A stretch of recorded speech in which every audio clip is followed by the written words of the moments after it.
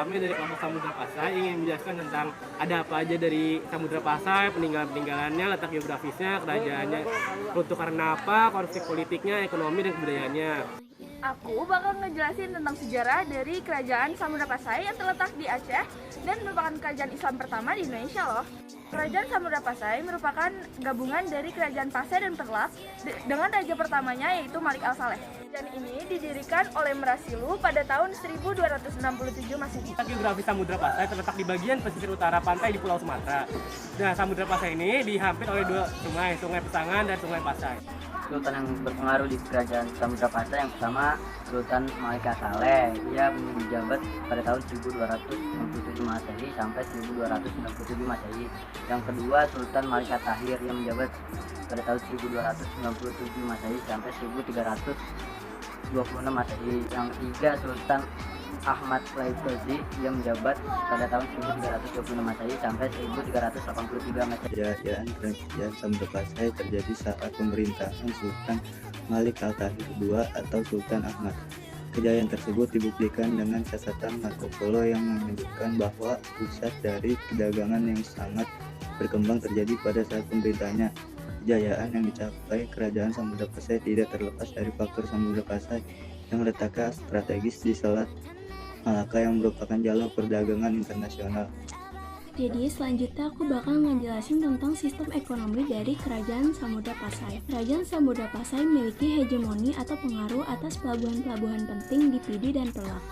Kerajaan Samudra Pasai juga berkembang pesat pada masa pemerintahan Sultan Malik Al-Tahir yang kedua. Komoditi Kerajaan Samudra Pasai ada tiga, yaitu lada, kapur barus, dan emas. Untuk kepentingan perdagangan sudah dikenal sebagai uang alat tukar, yaitu uang emas yang dinamakan dengan dirham.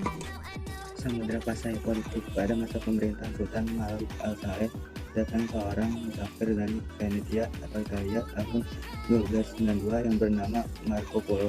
Melalui catatan perjalanan Marco Polo, maka dapat diketahui bahwa Raja Samudra Pasai bergelar Sultan. Selanjutnya sosial dan budaya, yaitu sekelompok minoritas kreatif berhasil menemukan huruf Arab yang dibawa oleh agama Islam untuk menulis karya mereka dalam bahasa Melayu. Inilah yang kemudian disebut sebagai bahasa Jawi dan hurufnya disebut Arab Jawi. Di antara karya tulis tersebut adalah Hikayat Raja Pasai atau HRT. Aku bakal sebutin beberapa peninggalan dari Kerajaan Samudra Pasai. Yang pertama ada makam Sultanah Narasia. Yang kedua ada makam Sultan Malik Al-Saleh. Yang ketiga ada lonceng Cakradonya. Yang keempat dirham. Dan yang terakhir ada Hikayat Raja-Raja Pasai. Penjelasan yang terakhir yaitu penyebab kehancuran dari Kerajaan Samudra Pasai.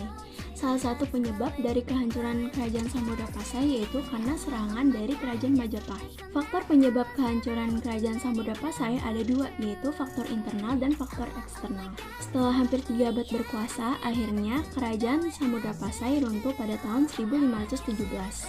Dan raja terakhir yang berkuasa di Kerajaan Samudra Pasai yaitu Sultan Zainal Abidin IV yang berkuasa sejak 1514 sampai 1517. Itu dia penjelasan dari kelompok kami tentang Samudra Pasai. Kurang lebihnya mohon maaf ya teman-teman. Bye-bye.